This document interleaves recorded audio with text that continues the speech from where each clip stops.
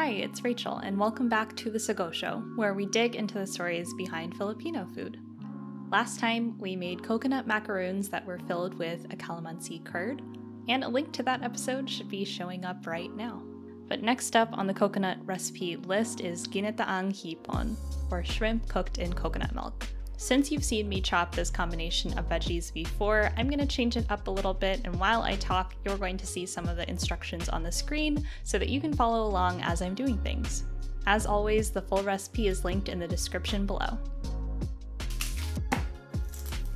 So far in the series, we've talked about issues that face the coconut farming industry for Filipino farm workers. And one of the big elephants in the room that we're going to finally talk about is the effect of climate change on the coconut farming industry. The OECD named the Philippines one of the most disaster-prone countries in the world. And that's quite the title, but makes sense when the country faces over 20 typhoons per year and faces rising sea levels and rising temperatures. In just the last 8 years, there have been millions of people affected by the typhoons and almost $4 billion of damage.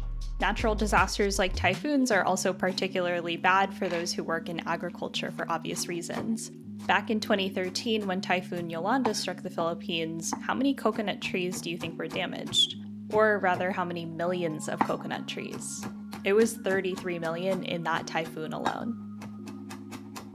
Switching back to the recipe for a bit, I have my shrimp here, and I got the 8 to 10 count shrimp and bought about a pound of it with the shells and heads on.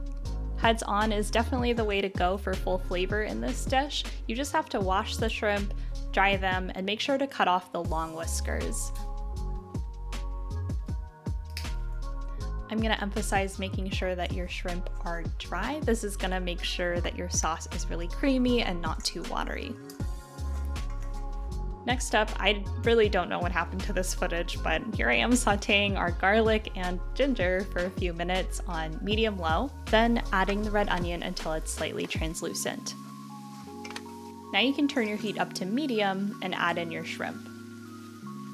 The shrimp is going to cook relatively quickly, and we want to make sure we don't overcook it. So after just a few minutes, you'll want to turn over your shrimp, and once they're about half pink, half gray, we can add in 2 tablespoons of patis and 1 can of coconut milk and stir this well.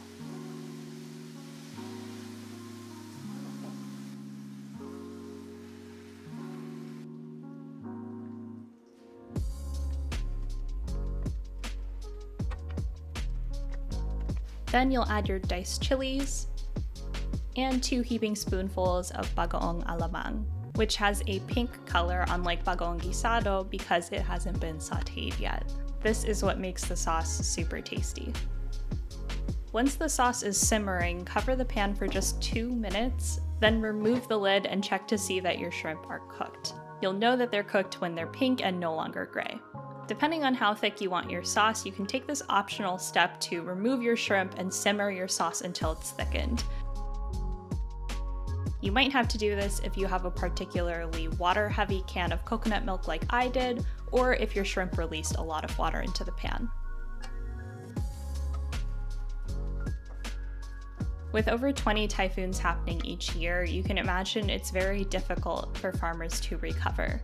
Currently, there's no form of crop insurance to help with disaster recovery, so farmers are pretty much on their own. Can you imagine not only going through a climate crisis, but also losing your whole livelihood as a result? Climate change disproportionately affects Indigenous people and people of the Global South. As someone whose livelihood is not dependent on or prone to natural disasters, it's really easy to ignore the effects of climate change. But farmers who already live under the poverty line and have everything taken away in the blink of an eye face a reality that we don't have to. And so if you're wanting to learn more about this, I highly recommend you check out this video that's popping up right now to learn more about how climate change affects coconut farmers. And for more resources on these issues, please check out the recommended resources in the description.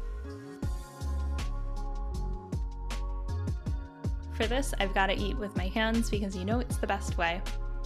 If you ate with your hands as a kid, do you have any distinct memories of foods that you ate? If so, let me know in the comments. And if you liked this video, remember to give it a thumbs up because it lets me know what you like, and subscribe to get more content that digs into Filipino food. We've got just one more coconut episode left in the series, but I'm actually going to be on the road next week, so I'm going to wait until the week after to release it. So until then, my name's Rachel. Salamat.